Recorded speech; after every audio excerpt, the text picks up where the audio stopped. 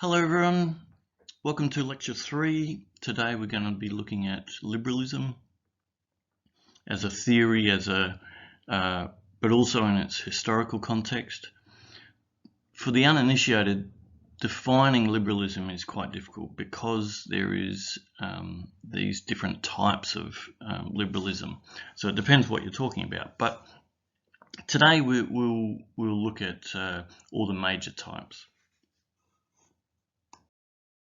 So just to recap what we've covered in the first two lectures, if we were face to face, I would ask the class what they think the difference between classical and structural realism is. And hopefully I would get answers that are something like classical realism believes that human nature is intrinsically evil and aggressive, whereas and that is the explanation for war. Whereas structural realism does away with that sort of psychological explanation and replaces it with a structure of reality, structure of the international system explanation, where the structure of the international system is an anarchy. So unlike within a state, we don't have a sovereign power, someone to police and suppress violence. And so it's a self-help system, and that gives rise to the problem of knowing who is an enemy and who is a friend. And because we can't read each other's minds, we can never be 100% certain of other people's intentions. And when you scale that up to states, that holds true, and it creates what's called the security dilemma and the security paradox. In that, the paradox is that because of the security dilemma, you will the steps you take to defend yourself and increase your security will tend to end up decreasing it by scaring everyone else, causing self-encirclement or a balancing coalition, and turning potential friends into enemies. So how does a state, or at least how do structural realists say we should? How do we choose our friends and our enemies? Right? So a structural realist would say that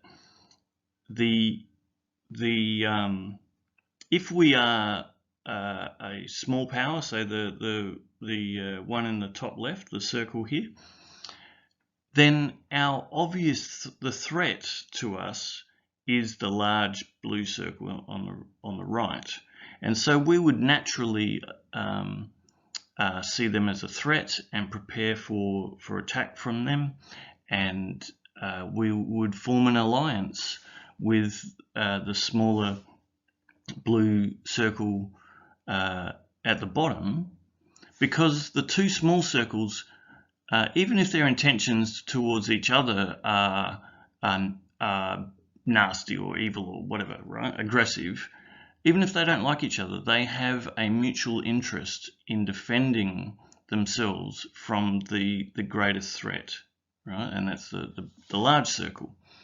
So that's how a structural realist would see the outcomes of who states choose to ally with and who they choose to start an arms race or see a security dilemma in it, right? So because we can't read each other's minds, we've got to look at what is the material interests of states and act accordingly. Unfortunately, this tends to lead towards a never-ending cycle of war, because if the two smaller circles formed an alliance, and the security dilemma spiral, arms race got out of control, and then there was a crisis and a trigger for war, and the two went to war with the one. Then after the war, you would see something like this, where the original major power their power has been reduced significantly, and probably one of the two allies paid a greater price to win in that war than the other, and so you've got another imbalance of power, where the circle at the bottom has come out of this war more powerful than the other two. And so, for a structural realist, because they say that you can't read minds, then you can only judge by the interests of a state, and the interests of the two smaller states are now aligned against the major, or the larger state, and so then they would go to war, and there would be a different reconfiguration of power. And so structural realists believe that they have discovered or identified a recurring pattern in human existence.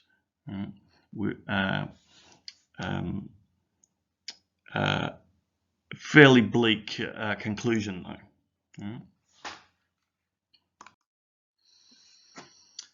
So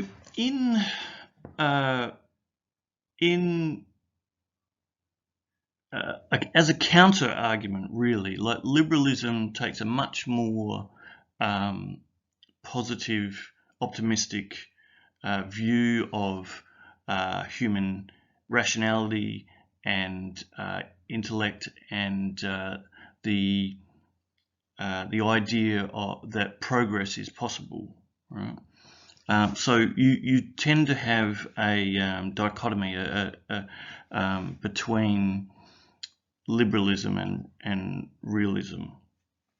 And so the types of liberalism we'll cover today is, I want to take you through Enlightenment liberalism, and then commercial liberalism, Republican liberalism. We'll have a quick look at what that means for foreign policy, so that's liberal internationalism. I'll briefly touch on political theory, or also called political philosophy, right? Or sometimes called normative theory, because it's about trying to make life better. And next lecture we'll do neoliberal institutionalism, because it's slightly separate. Okay. So I want to show you a video and it's got some subtitles, but it doesn't matter about the actual language. But you can see here the repeated pattern through history of priests controlling the minds of people to justify their positions of power, and that's a repeating pattern through all of history. And so in this video, it's the Aztecs from about not very long ago, about 1750 would have been this famine. So that the priest you'll see in this is making sacrifices to their god to appease him, because there's some sort of pestilence or crop disease that's causing a famine. But what I want you to notice is the way that the priest is controlling the people through this structure of authority being given to him by God, and he gives authority to the king, and the entire society is based upon this mystical understanding of the world. And have a look at this. Though be warned, this is not something to let kids see. Okay, if you're at home watching this, it is a bit bloodthirsty, right? It's a bit graphic.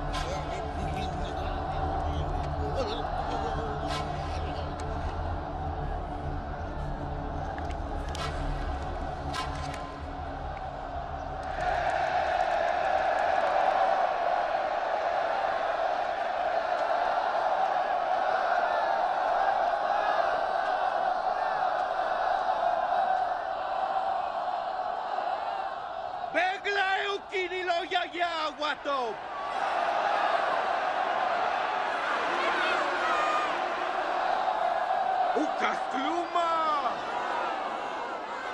Untul na hochikletun, kaskundik apakalon.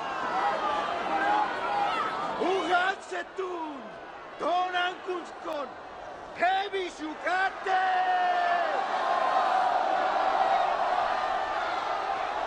Uyalalle yapaloba, unsosiklu, kolam utikal. Uyakove, tentutan!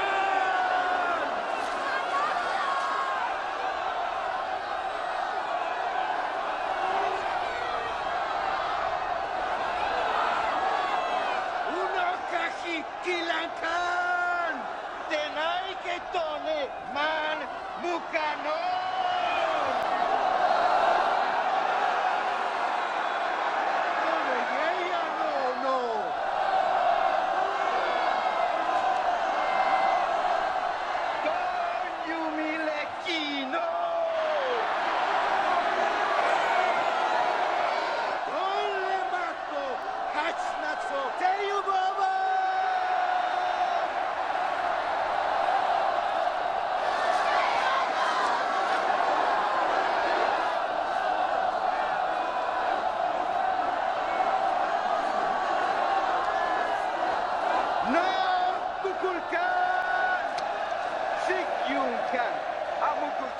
Lekaba, Yetelubetik, Tupsale, Patnaisikawol, Utial Dilalamu, Utialusat Malotas Pluma, Mentone, Tanmet Kasut, Babel, Yetelakikele, Kakasisik Pluma, Tusho Kibak Dunob.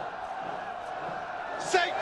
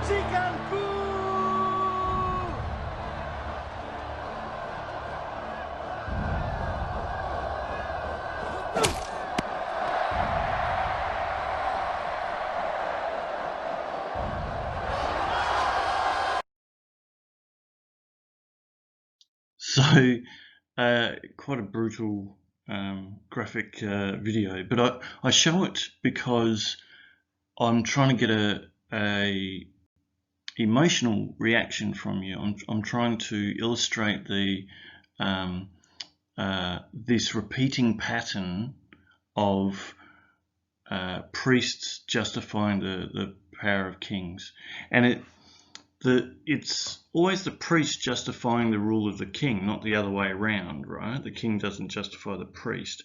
So the system of control, the way priests, or the way everyone is taught to obey, is through this justification coming from the priests, right? And this the divine right of kings, right? The right of kings coming from the divine. So kings are supposed to be the representative of God on earth. And this is a repeating pattern. And so the Enlightenment liberalism is the story of how we escaped from this cycle, right? And we're going to run through a whole lot of history about lots of wars, but the point you should realize is that beneath these wars, beneath these physical conflicts, there's an intellectual challenge to the power of the priests happening, right? It's a physical, or these wars were a physical manifestation of the deeper philosophical conflicts that were being fought. And this deeper war was over the justification of the power of priests and kings to rule over us. So it was a war over whether we should believe things because of faith, right? So faith is believing something without having any proof, or because of reason, right?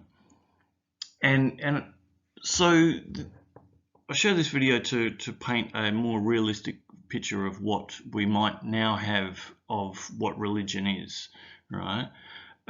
Because in most developed societies now, religion has been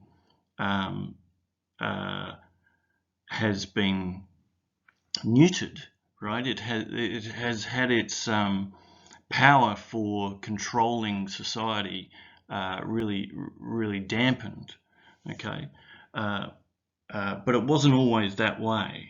It was definitely not always that way. And the Enlightenment is how we defeated the rule of the priests. Okay,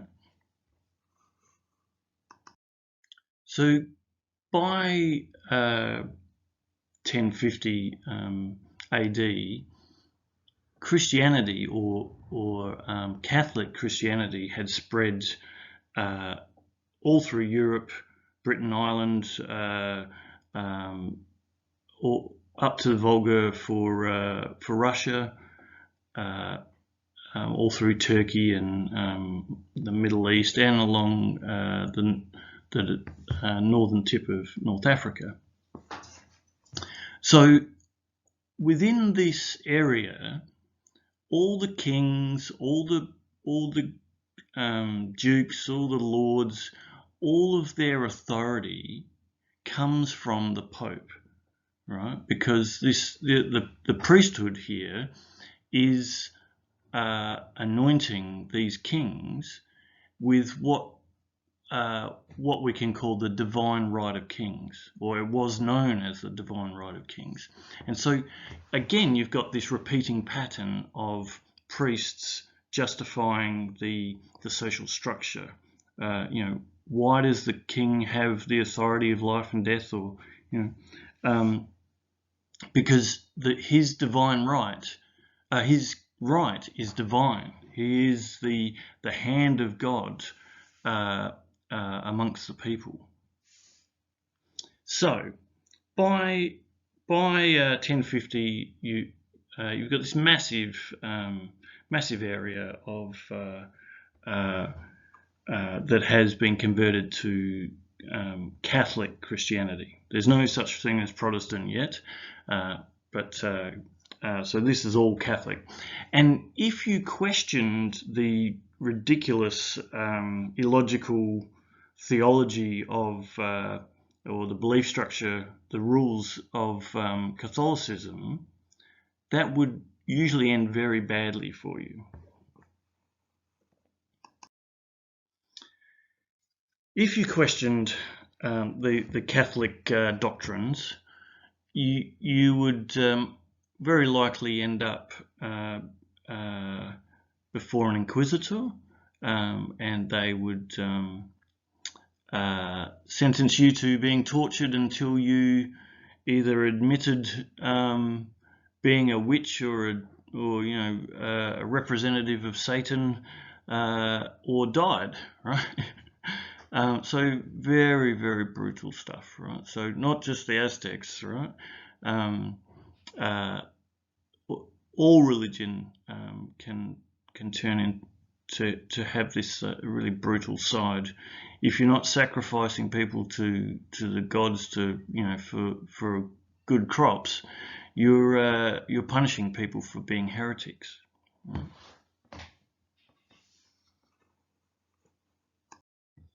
So, of course, the Inquisitions were very successful in finding heretics and witches and people working for Satan, right? Because that was the only way to make the torture stop, was to sign a confession, right? So fast forward to 1517, and a priest called Martin Luther writes a series of essays challenging the corruption in the Catholic Church, mainly the selling of what was called indulgences, where you would pay money. If you paid a great deal of money to the church, you could buy forgiveness from God and salvation for your eternal soul, and you could buy a ticket into heaven. And so this was seen as very corrupt by Martin Luther, and he wrote a series of essays questioning where this was in the Bible, and where this was in the teachings of Jesus or whatever.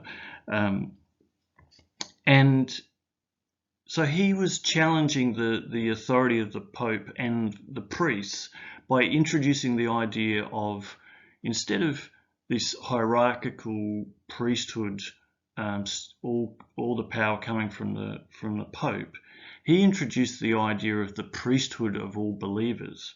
Right? So everyone is a priest. Everyone has direct access to God through prayer and that sort of thing. And you could have a personal relationship with God. You didn't need your relationship with God to have an intermediary, such as the Pope or the priests. You didn't need the church as an intermediary.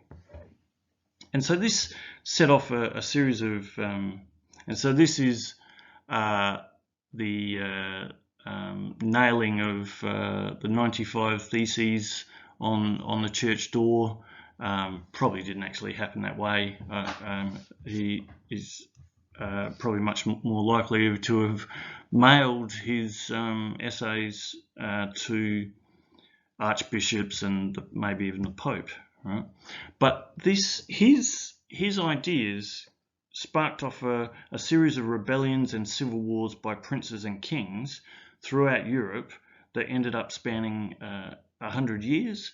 And lots of these wars may have been sparked by different interpretations of theology, but they were driven by, or at least quickly became driven by who controls what. Okay. So despite the Protestant Reformation being triggered by a Martin Luther writing his 95 Theses attacking the Catholic Church on theological grounds, that challenge to the Pope's authority became driven by who gets what. The real driving force that spread this Reformation to the entire Europe and destroyed the central lands of Germany, brought famine, and morphed into the 30 Years' War that engulfed all of Europe.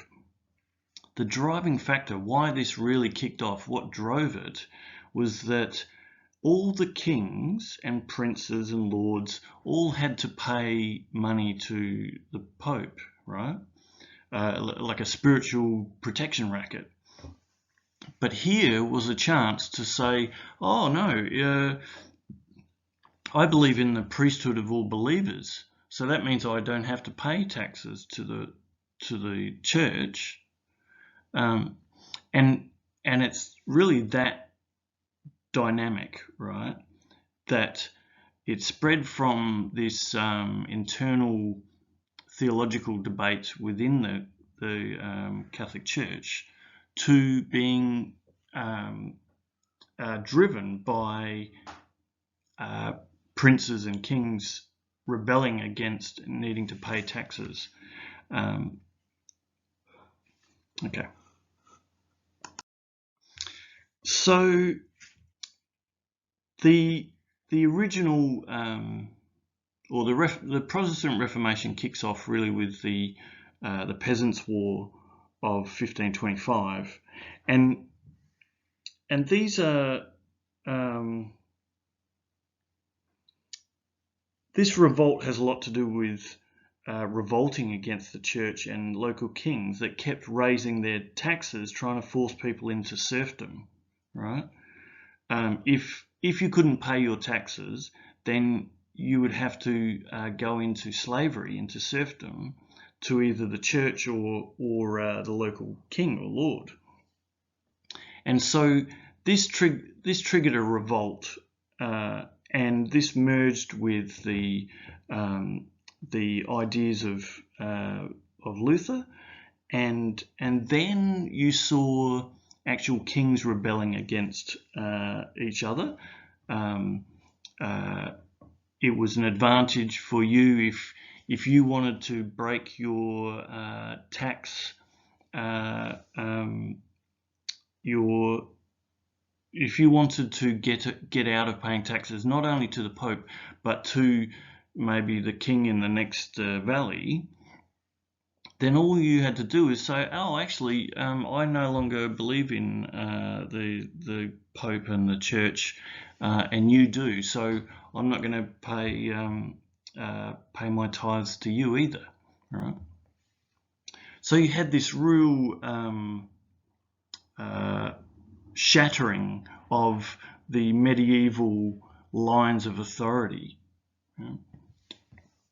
And it quickly morphed into what's now known as the 30 Years' War, which drew in all the major, all of European states, all the kingdoms, and even the Ottoman Empire. So it quickly became a land grab as well. But because of the religious motivation or justification that it was at the heart of it, it was a very, very, very vicious war. Lots of so it would be the next town over is Catholic. Let's round up everyone and let's ride over to the next valley and hang everyone, right? So and take everything they have, right?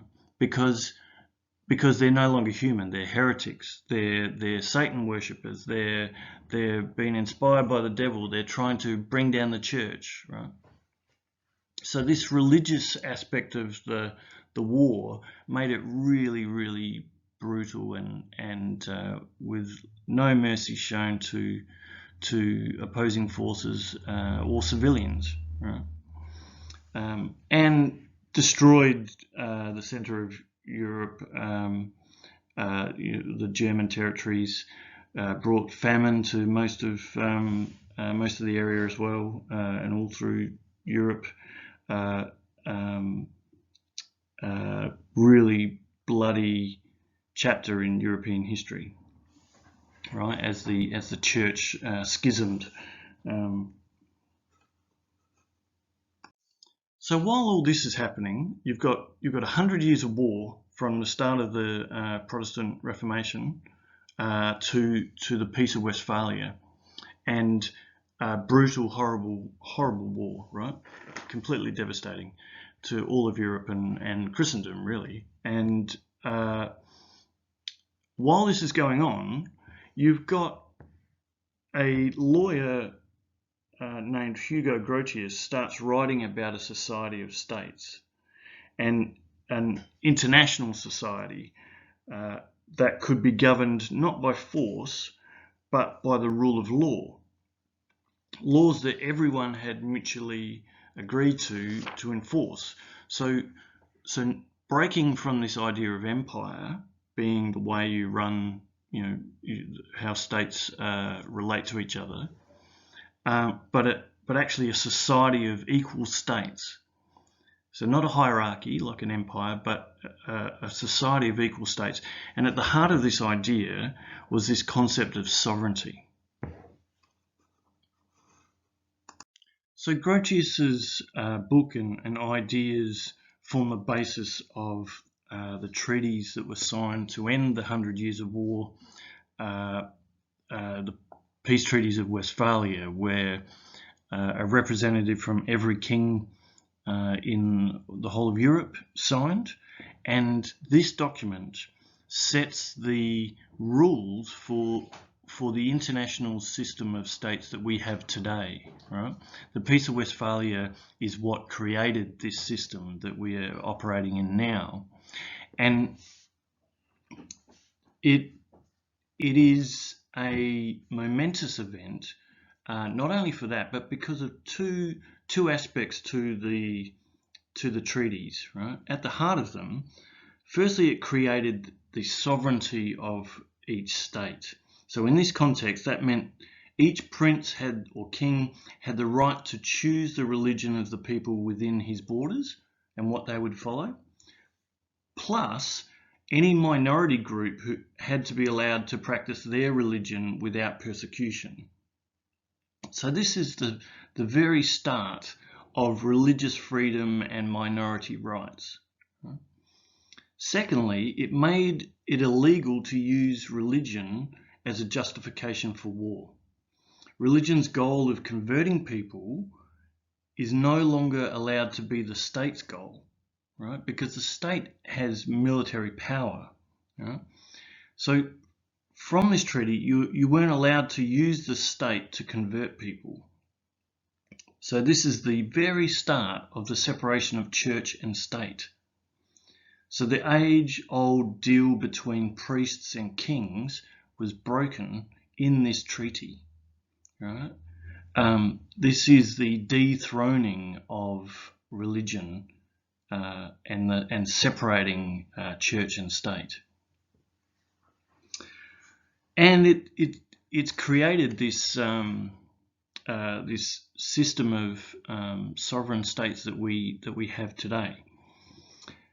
And so this is easily one of the most important events in human history. And this challenging of the divine justification for the rule of kings can be seen as a key aspect of the English and French revolutions that eventually ended the power of kings as well. Right? So here we've got the first challenging of the authority structure, getting rid of the priests, the kings separating themselves from the priests, and then eventually the challenge to the king's authority was able to be done as well. However, beneath these wars, right, beneath this 100 years of war, beneath these physical conflicts, there was an intellectual challenge to the power of the priests happening. Right? These wars can be seen as a physical manifestation of the deeper philosophical conflict that was being fought. The deeper war was over the justification for the power of priests and kings to rule over us. So it was a war between, should we believe things on faith, right? So with no evidence, or do we need to have do we need to have evidence and use rationality for the things we believe? And so this 100 Years' War and the Peace of Westphalia is easily one of the most important events in human history, even if it is very Eurocentric. It has set the scene for the global system that we have today. So I've given you the military side of the 100 Years' War. Let me give you a quick and dirty history of the Enlightenment, which is the philosophical and scientific revolution that was happening throughout this period. Right?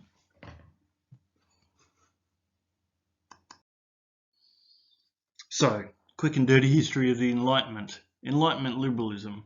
So, in 1620, Francis Bacon publishes his book called The New Method, or The New Instrument of Science.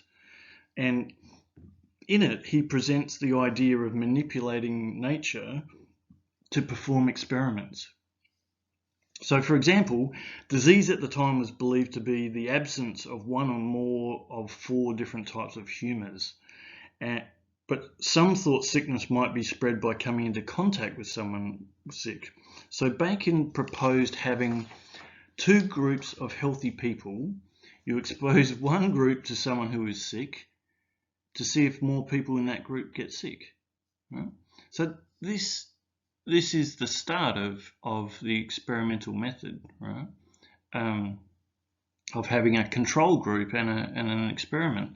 And it sounds obvious today, but at the time it was groundbreaking. No one had ever thought of doing it this way. Right? And so in 1641, René Descartes publishes the Meditations on First Philosophy. And in it, he shifts the great philosophical focus from what is truth to what can I be certain of. And so this is the Cartesian method, or Cartesian doubt, where the first step of knowledge is to doubt everything. Right? You must become aware of each of your assumptions and go backwards until you have something provable, and then build your knowledge on that foundation. So our physical senses should be doubted as well. So seeing shouldn't be believing, right? Because we are so easily mistaken in what we see and interpret it. So very philosophical. His famous thought experiments are the evil demon and the dream, that both doubt the reality of our senses.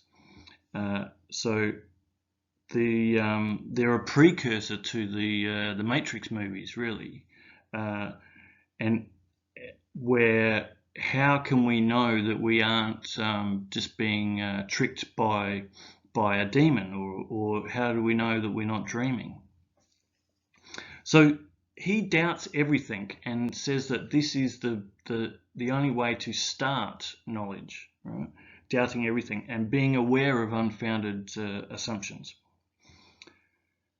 So between Descartes' systematic doubt and Bacon's experimental methods, you have what becomes known as the scientific method, right?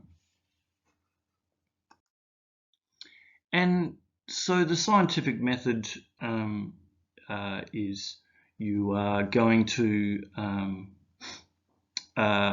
you're going to run experiments, right? So here we've got a bit of an outline. So observation leads to a hypothesis, and then you test your hypothesis, and you look at the results, and if there's evidence that supports the hypothesis, you repeat it, and if enough evidence is accrued about a certain hypothesis, then you might be able to form a scientific theory, right? And if the scientific theory holds up so well against so many different types of tests and experiments, you might even be able to graduate it to being a a law of nature, right? But if the results are inconsistent with the hypothesis, you have to revise the hypothesis, right? And if you can't work out a way of testing a hypothesis, then it should not be believed until it can be tested, right? So this is the scientific method, and it really begins with Descartes and Bacon, and is the start of the Enlightenment, right? This revolution in applying reason to ourselves and the natural world and the political world. So this all sounds very obvious to us now, but at the time this was revolutionary. It was like humanity had upgraded its mental software and it could finally use reason to work out what is true and what's not true. And Descartes especially and Bacon was very philosophical, lots of stuff about how can we prove the idea of God, or how can we prove our own existence, that sort of thing. But that all changed with Isaac Newton's mathematical principles of natural philosophy that he published in 1886. And in that, he showed that by using the scientific method of experiments and hypothesis testing, that we can now discover how the world works, discover the laws of nature, right? It could actually be the most important book ever written, because in it he builds on the ideas of Bacon and Descartes and shows convincingly that the world is not governed or moved by magic or God's spirit or something like that, but by natural laws working together. They build and govern everything, right? He discovered the law of gravity and the laws of motion, and you would probably know about the famous the apple falling out of the tree, and he's by gosh gravity or something like that. Anyway, but it probably didn't happen that way at all. But Isaac Newton's book, incredibly important, right, and set the scene for an explosion of testing everything, right, discovering everything.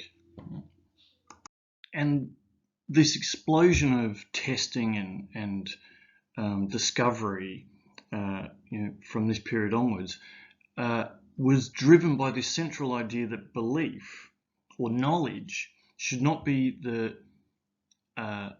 should only be the result of careful, rational thought and experimentation. Belief shouldn't be a leap of faith or submission to an authority like a king or a priest. And so this shift to the scientific method is what we call Enlightenment liberalism, or at least it's the start of it, and this core freedom to experiment and to use rational thought to determine what we should believe. This freedom of belief is sometimes called ideational liberalism. This ideational liberalism, or this scientific revolution, where it was questioning the place of priests in the structure of knowledge, there was also a challenging going on in the political sphere, where there was a challenge to the divine right of kings to rule, right? And so this is what we call Republican liberalism, and that was being created in the world of politics. Politically, the divine right of kings, or the divine authority of kings to rule over us, was challenged in the English Civil War of 1625, and also in the Glorious Revolution.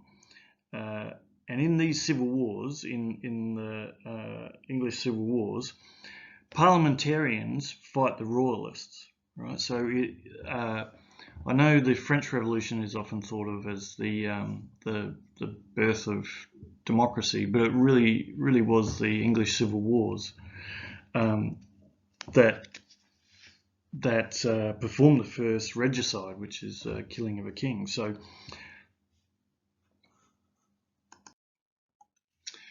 this is Charles I of England being crowned by God there. You can see the hand coming out of the clouds, and this is a perfect analogy for where his authority comes from, right?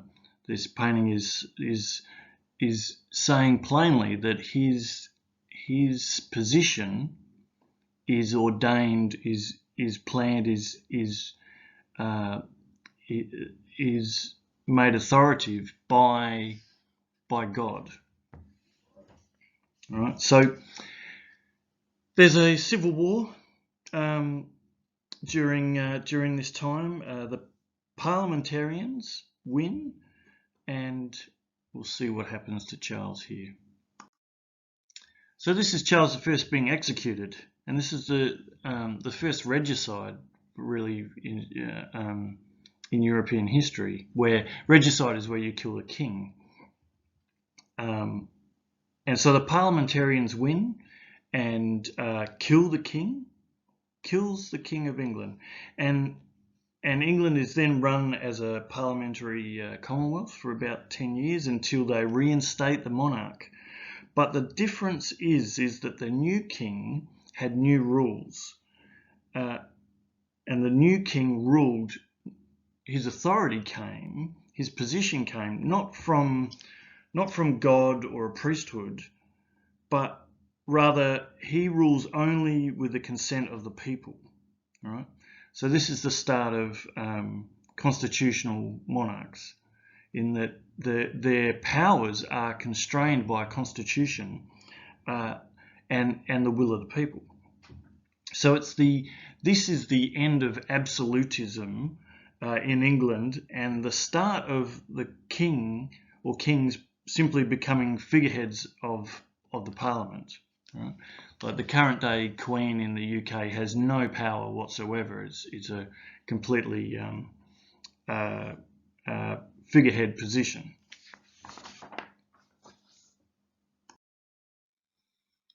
So during this civil war, the philosophy of each side was argued out between Thomas Hobbes and John Locke. And Hobbes published the Leviathan in 1651, and in it he presents an argument that justifies absolutism, absolute monarchs, not by an appeal to divine right, but rather by saying that it's the only way to avoid the state of nature where it's all against all, right? He argues that people have, or at least would have, entered into a social contract that gives absolute power to a king in order to avoid the situation where there is no security, there's no protection from other people's violence.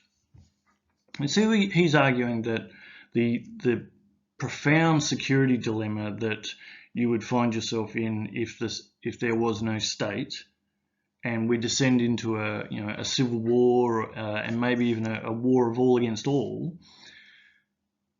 His argument is that we have to sign this imaginary social contract with the king and with each other to give up all of our rights to the king so that he can protect us from ourselves.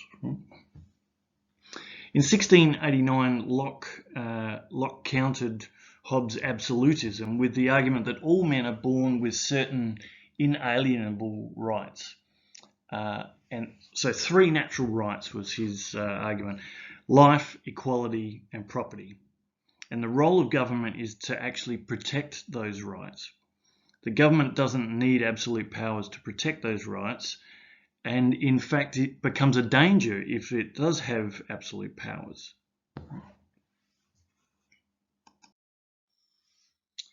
So continuing on in our Enlightenment liberalism crash course,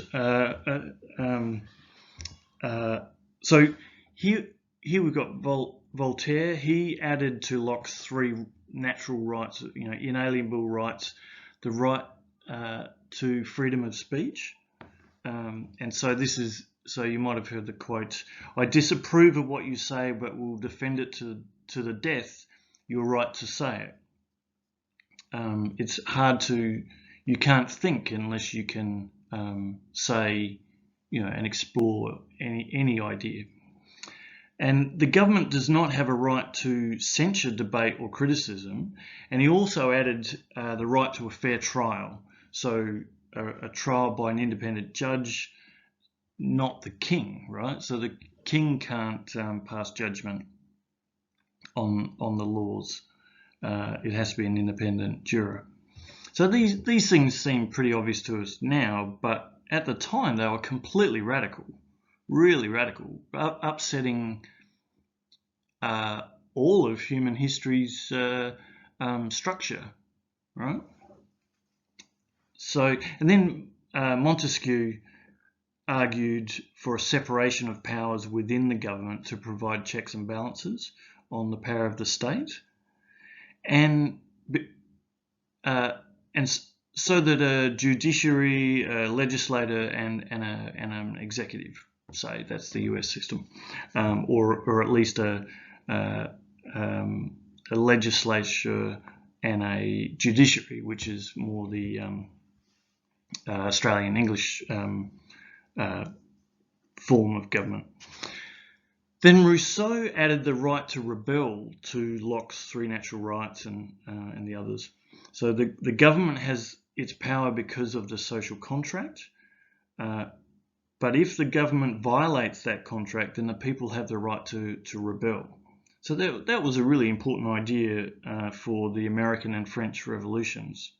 And so all these arguments come together to form what's called Republican liberalism. Right? So this freedom of ideas, freedom of speech, life, liberty, property, the right to rebel, all these rights become inalienable to people. And so this new radical liberalism, right? This freedom in these certain areas, and the limiting of the power of kings, and limiting even the power of governments in the state. So all of these inalienable rights that came out of this political enlightenment, this is what we call the Republican liberalism, right? So let's have a quick look at commercial liberalism. So in 1776, Adam Smith published a book called An Inquiry into the Nature and Causes of the Wealth of Nations. And in it, Smith showed how rational self-interest and competition can create economic prosperity. And so this is the essence of free trade and capitalism. Right? Then in 1835, Richard Cobden published an article called England, Ireland and America. And in it, he argues that free trade would improve foreign relations, and he eventually becomes a member of the British Parliament, where he succeeds in abolishing the Corn Laws, which were taxes on imported grain designed specifically, so a tariff designed specifically to keep prices high in order to benefit the corn producers in England. So, and at that time, all the major farmland was owned by lords and members of parliament, and so these laws, these high tariffs, were were in the interests of a few very rich people and against the interests of everyone else. And so this is really the first lifting of tariffs in the modern era, and he took his arguments directly from Adam Smith, and the fight against the Corn Laws were part of a larger shift away from government being used to create monopolies for the king or for the elite. So in 1846, he was successful in getting rid of these corn laws, this corn tariff, and making food cheaper for everyone, right? And getting rid of the corruption that occurs when you use tariffs to enrich the few. So free trade was originally about turning government into something that raised taxes in order to provide public goods, instead of government being in each market to create a monopoly for a member of the elite, right? Whether that's wheat or rope or shipbuilding or whatever, right? It was common for you would have to have a license from the government to produce rope or to sell wheat or everything. And so the business of government was controlling trade like this, and it created a lot of opportunity for corruption. And so with Adam Smith and Richard Cobden, you see the start of commercial freedom, commercial liberalism come into play. So the government's role shifts from this being in each market to being a regulator of competition, right?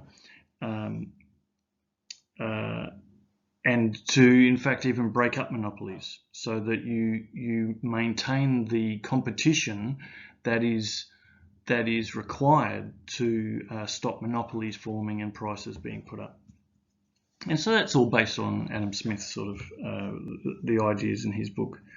And so the role of government becomes the role of government in the economy becomes providing a level playing field for economic competition rather than creating monopolies. So that's what commercial liberalism is. Okay, so we've covered Enlightenment liberalism, Republican liberalism, and commercial liberalism. Let's have a look at liberal internationalism. So here we have Immanuel Kant, a philosopher who published a book called Perpetual Peace in 1795, and this book was really the basis of the League of Nations idea and then the United Nations.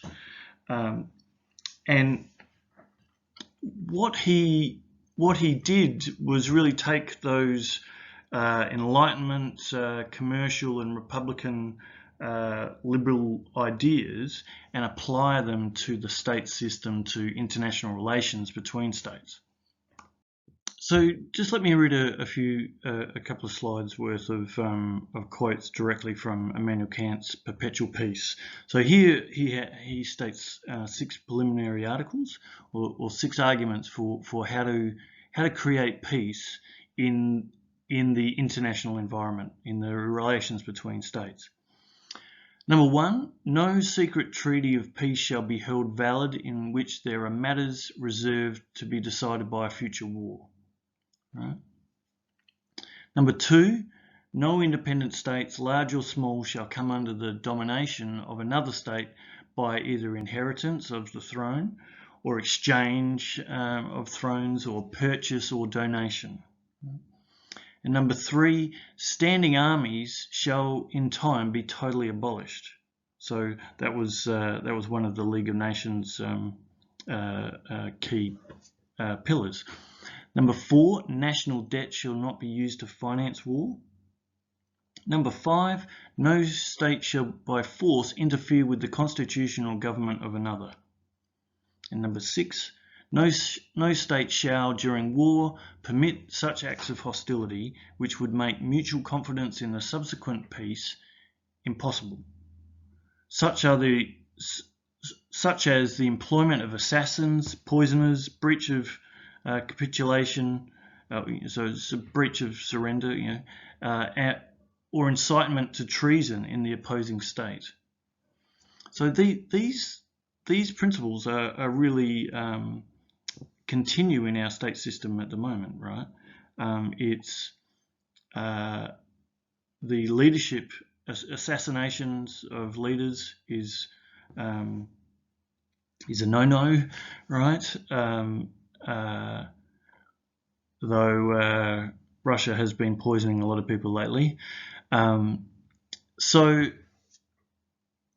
also the no independent states, large or small, shall come under the domination of another state by inheritance, exchange, purchase, or donation. So that's a continuation into the international field of this idea of republican liberalism, right? That the sovereignty rests with the people, right? And government is there to serve their interests. So people or states can't be handed around like an inheritance or exchanged or purchased.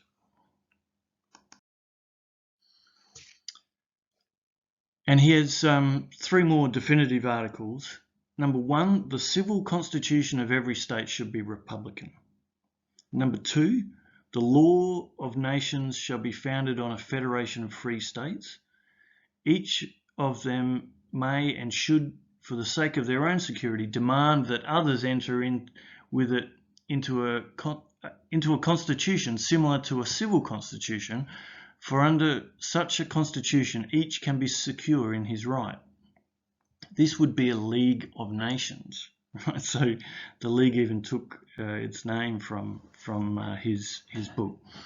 But it would not have to be a state consisting of nations. That would be contradictory, since a state implies the relation of a superior, so legislating, to an inferior, obeying, i.e. the people and many nations in one state would constitute only one nation. So it wasn't talking about a world government or an empire or anything like that, but a League of Nations. Number 3, the law of world citizenship shall be limited to conditions of universal hospitality. So visitors from other states must have the protection of the law and be protected from abuse or enslavement.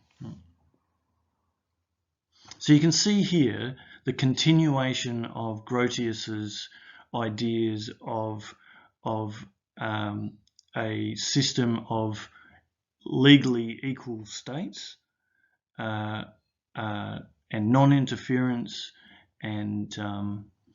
but Kant also adds the idea that every state needs to be a republican state,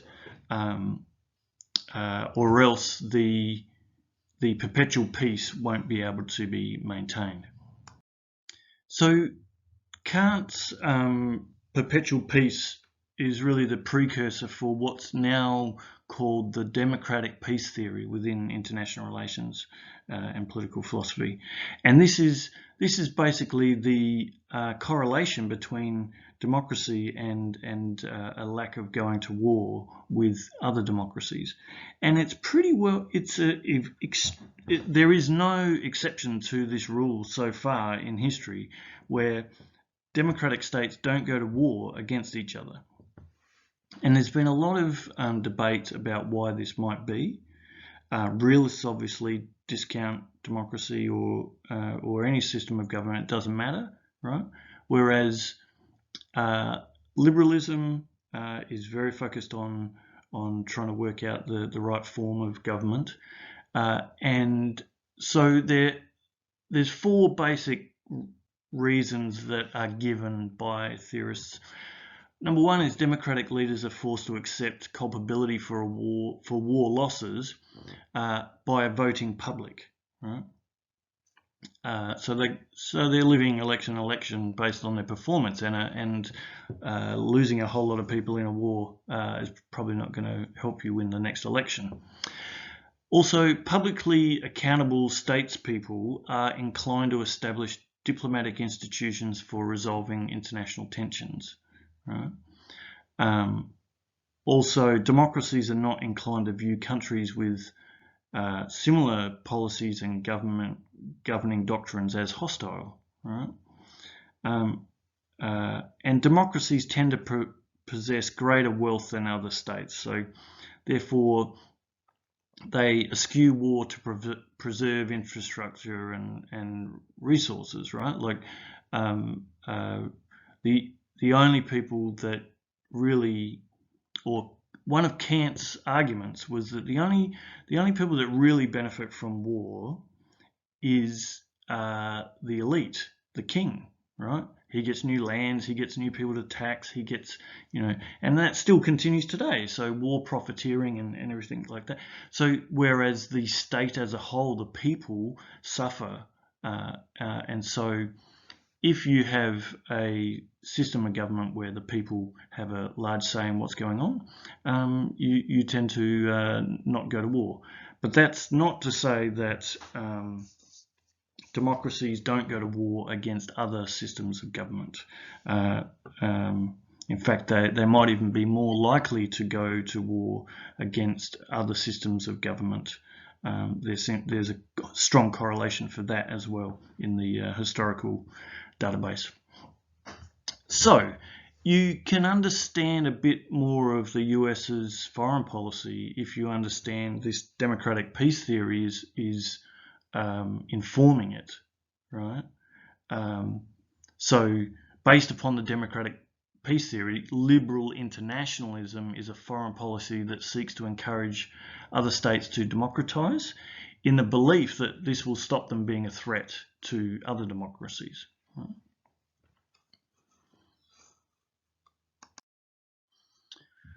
Okay, so that's Enlightenment liberalism, Republican liberalism, commercial liberalism, liberal internationalism, and political philosophy, or liberal political philosophy. And we'll do neoliberal institutionalism in the next lecture. So really, to give you a summary of this, Enlightenment liberalism was freedom from superstition, so freedom from the priests. Right? Republican liberalism is freedom from kings. Commercial liberalism is free trade or freedom from monopolies. Liberal internationalism is really a belief in the democratic peace theory. And political philosophy is really just trying to liberal political philosophy is trying to explain the good life, how that is possible in how we politically organize ourselves. Okay, so I hope you enjoyed that. We'll do neoliberal institutionalism next. So I hope the video at the start and the big picture sort of good versus evil frame that I put trying to define liberalism in for you has been interesting and useful. And take care, be safe, and I'll see you in the next lecture. Oh, actually, I'll just leave this as the last frame of this video. This is the inside cover, a picture in the encyclopedia, which was the idea of the first encyclopedia was that it was going to be the embodiment of the Enlightenment thought. This new scientific method bringing reason, the light of reason and knowledge to all people. And so this encyclopedia was, or the first encyclopedia was, an attempt by, or hope. It was written in hope by all the different authors submitting things. All the great people that I've spoken about all did articles in it, hoping that they could bring the knowledge of the scientific method and the advances in botany and chemistry and agriculture and all these areas and medicine, all these areas, try to explain to people the new knowledge and truth. And so this frontispiece encyclopedia is extremely famous painting or sketch where you've got truth standing like a new God, right? Truth becomes the new God in this new enlightenment thing. We've thrown away superstition and false gods, and we're going to worship truth. And you have reason and philosophy on either side, and at her feet, theology's on its knees, and you've got the same as you've got memory in ancient and modern history, and history records the pomp and the ceremony, and time serves it up as its support. And you've got below them, you've got the embodiment of botany and chemistry and agriculture and all this sort of thing. So this new, instead of the mythology of the Greeks or the Romans or the East, you've got a replacement of all that with this liberal worship of truth and reason and philosophy. So I'll leave you with that. See you next lecture.